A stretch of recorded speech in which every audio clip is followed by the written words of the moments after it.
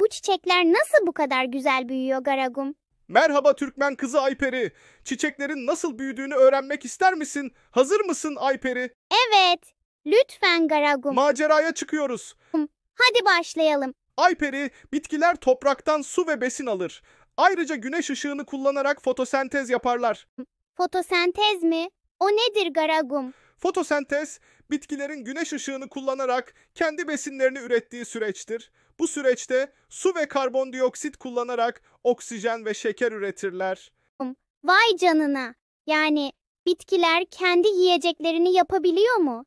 Evet, Ayperi, bitkiler bu şekilde büyür ve sağlıklı kalır.